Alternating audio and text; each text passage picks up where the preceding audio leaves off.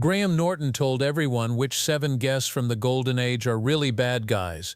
The worst guest we've ever had, because people used to ask me who the worst guest was. Yes, always. And I never had an answer, because you don't want to offend anyone. Yes, of course. But then I can now say it's Graham Norton's famous talk show has had hundreds of interviews with famous people, and some of the funniest interviews ever seen on TV. His show has been the perfect mix of quick wit, silly humor, and those moments that people will remember forever that often go viral for years. The Graham Norton Show is a worldwide favorite because of his easy charm and natural ability to get even the most shy guests to open up. People all over the world watch for the lively banter, funny stories, and unexpected moments that make normal conversations into must-see TV. But not all of the guests have been easy to deal with. Some have been distant, uninterested, or just plain hard to get along with, making what should have been a fun night of laughs into a tense and awkward conversation. Over time, Graham has given hints about his least favorite guests, and there have even been times when he's been honest about the ones who made his job very unpleasant. Now at age 62, he's finally pulling back the curtain to show you the 6 guests he couldn't stand. You might be surprised by why they made him feel so bad.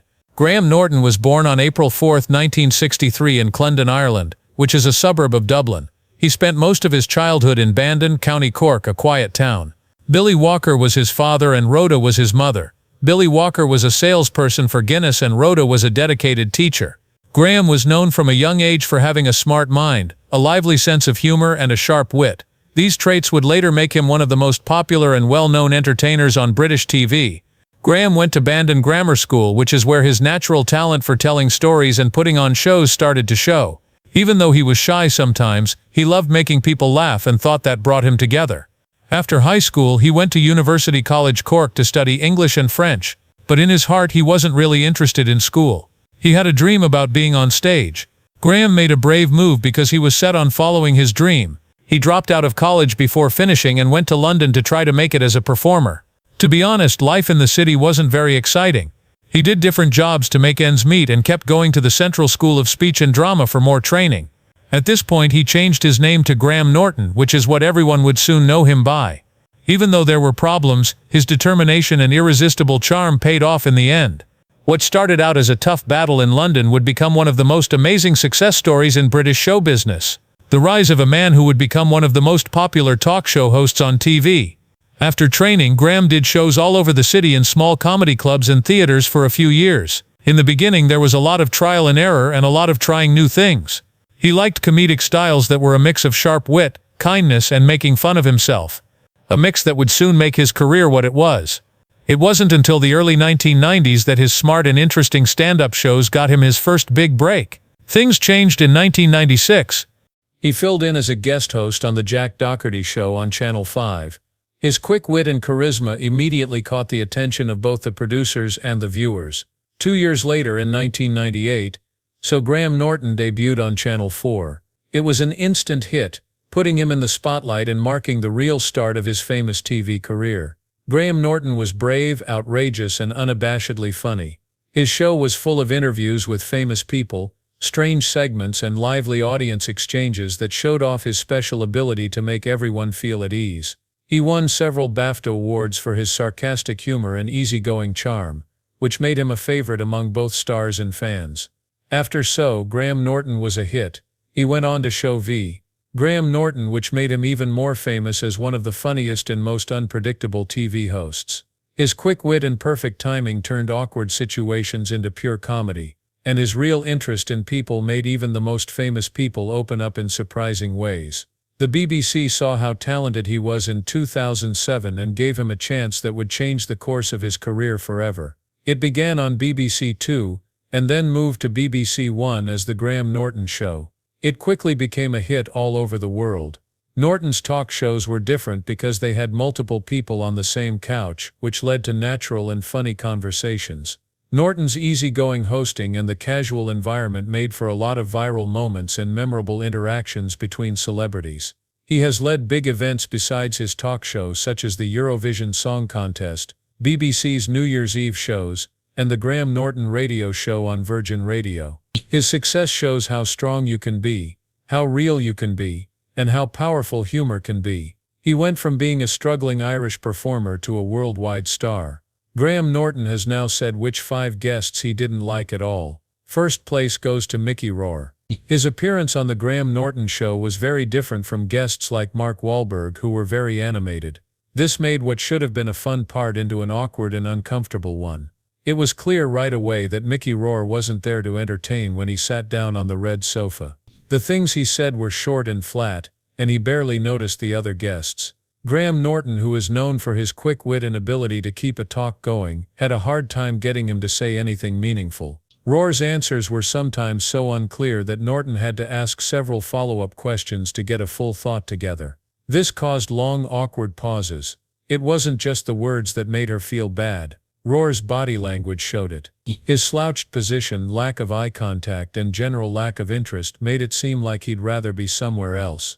The show quickly lost its normal spark and humor, and the energy in the room dropped sharply. Norton had to carry the talk the whole time because Rohr wasn't interested. What could have been a fun segment turned into one of Norton's most tense and difficult conversations ever. One where the tension was felt by both the host and the crowd. Mark Wahlberg was next on the list. His debut on the Graham Norton Show in 2013 is still one of the most tense and chaotic things that have ever happened on the red sofa. Fans who were looking forward to Wahlberg's usual charm were shocked by a scene that no one saw coming. Wahlberg wasn't an uninterested guest like some other tough guests who seemed distant or bored. There was way too much of it. He was too chatty and full of energy, and it was clear right away that he was more than a little drunk. His crazy behavior took over the show as soon as he joined the talk. He kept talking over Graham and another guest, Sarah Silverman, making random comments that made the crowd tense and turned what was supposed to be a fun segment into a night of chaos. Mark Wahlberg's tries to be funny quickly got out of hand, and the interview went in a strange direction. He jumped onto Graham Norton's lap, put his arm around the host, and slurred through a series of bad jokes. No one saw it coming. Norton tried to play along because he was always a professional, but his strange smile showed how uncomfortable he was. Sarah Silverman, who is known for being very smart, seemed shocked by what was going on next to her.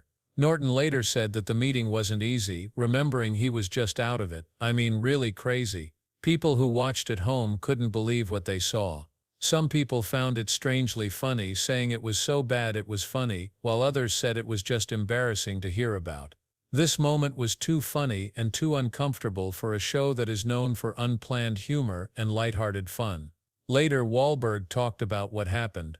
He laughed it off and said he was just having too much fun because he had a few drinks before shooting.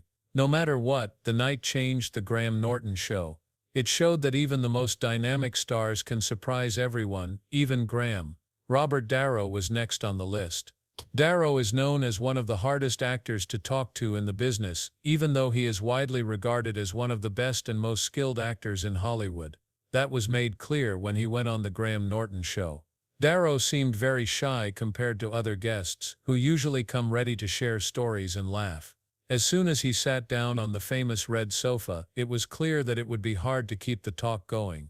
Norton is famous for being able to get even the quietest guests to talk. He quickly noticed that Darrow's answers were short, cautious, and carefully measured, which didn't leave much room for the show's usual sparkle and enthusiasm. Robert Darrow would sometimes give just a nod, a weak smile, or a few well-chosen words. The Graham Norton Show's usually lively and fast-paced rhythm required a lot more work and patience than normal. Norton tried to lighten the mood with jokes and questions that were meant to be casual, but Darrow stayed calm and private, only giving Norton short glimpses of what was going on in his mind. At one point, Darrow's calm, deliberate behavior stood out so much from the show's normal energy that Norton joked, "This is hard work, Robert. Exactly what it's like to struggle with keeping a conversation going." This talk put the host's charm, timing, and persistence to the test, even though he is used to dealing with famous people. Even though Darrow has a reputation for being hard to talk to, seeing the event happen in real time made it stand out. It wasn't funny or full of quick conversations. Instead, it was quiet and interesting to see a Hollywood star on his own terms. It's not always the outgoing guests who make the best impression. Even though the conversation started out quietly, by the end it showed a rare side of Darrow that was thoughtful and introspective. A quiet moment that lasted a long time after the cameras stopped rolling. The next one was Kevin Costner. His visit on the Graham Norton Show wasn't exciting or shocking, it was just weird. Norton's show is all about fast-paced banter, sarcastic teasing, and contagious energy. Cosner, on the other hand, was very serious and quiet, which stood out. He wasn't rude, but his steady, almost serious demeanor didn't quite fit with the show's fun vibe. During the segment, Cosner often reacted to Norton's jokes in a straightforward way that lacked the light humor that makes the show fun.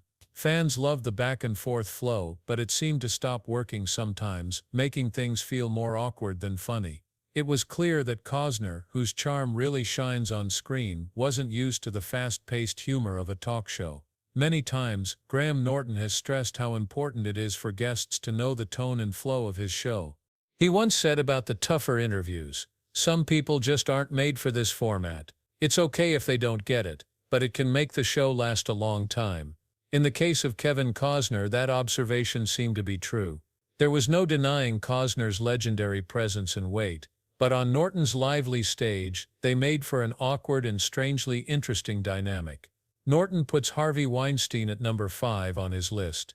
Weinstein was on the Graham Norton Show before his dramatic fall from fame. Norton probably wishes that show never happened now that it's over. Weinstein was still one of the most important people in Hollywood at the time. His name had a lot of weight. Still, there were rumors going around at the time that he was controlling and domineering. His appearance on set changed the mood right away. Before everyone knew the whole story, it was clear that Norton didn't like the exchange. Weinstein controlled the talk by interrupting Norton and his guests over and over again to bring attention to himself and his accomplishments. It was clear how cocky he was, and it took away from the show's generally light-hearted humor. Norton, who is known for being calm, professional, and quick to adapt, clearly had a hard time keeping things under control. He did his best to steer the talk while Weinstein kept interrupting. Years later, after shocking news of Weinstein's misconduct shook Hollywood, Norton thought about that event with a new perspective. He said, "I didn't know at the time, but now that I think about it, it all makes sense." That look is now a disturbing memory, a rare look at a man whose clean public image hid a much darker reality. Norton and the people who watch him will never forget that moment. 6th place goes to Daryl Hannah. Graham Norton's famous red sofa has been visited by many famous people over the years. But when someone asks him about the worst guest he's ever had, he always names the same person. "Hey, Daryl." Unlike guests who are annoying, cocky, or lack humor, Hannah's task was very different. She just wouldn't talk to him. Graham Norton said that his talk with Daryl Hannah was one of the worst of his whole career. The only thing she could say in return was one word, and there were long, awkward silences that made it hard to keep the conversation going. After some time had passed, Norton revealed that she often felt like Hannah had been forced to be on the show. While some reserved guests still join in the talk, Hannah seemed completely uninvolved and didn't seem to want to be there at all. Norton had nowhere to turn because she wouldn't play, so even his normal humor and clever redirection didn't work. Norton and the audience were both annoyed by what turned out to be a tense and awkward part of the show that should have been fun and enjoyable. It was more than just a tough question for the host. That experience will always remember me how hard it can be when a guest just won't cooperate. The Irish comedian Graham Norton was born Graham William Walker on April 4, 1963 in Clundon, Dublin. He grew up in a lively family and developed a sense of humor that would later define his work. He was funny and good at sharing stories from a very young age. He often made his family and friends laugh with his impressions and jokes. He then went to University College Dublin to study English and history. While there, he performed in local theaters and comedy clubs, which helped him get better at being funny. Norton has always been honest about who he is. He came out as gay early in his career, which was a big deal at a time when most people didn't accept gay people. He said that his family, especially his mother, was there for him and gave him the strength to follow his dreams. Norton is known for his love of literature, old films, and art when he's not on TV. He often talks enthusiastically about these interests in interviews. Graham Norton stays grounded through close friendships, even though he is famous all over the world. He values the human connections that help him deal with the busy life of a celebrity. His friendliness and charm off-screen have won him praise from both coworkers and fans. He is still one of the most famous people in TV, and his quick wit, quick humor, and magnetic presence continue to please viewers. The world-famous Graham Norton Show, which he hosts, brings Hollywood's biggest stars to his famous red sofa for conversations, games and times when the audience can interact with him. A-list actors, singers and comedians come from all over the world to be on the show because of its unique mix of spontaneity, humor, and genuine warmth. Norton has worked on a lot of different projects besides his main show. He has narrated films, hosted special events, and been a guest on other TV shows. He also works in radio where he hosts shows that show off his love of music and telling stories. He has become more active on social media sites like Facebook and Twitter in recent years to interact with fans and talk about his personal hobbies. Norton continues to fight for LGBTQ+ visibility off-screen. She often speaks on issues of representation and equality, juggling her busy job with her personal interests. His life now shows how much he still loves theater and how much he wants to connect, laugh, and include everyone in everything he does.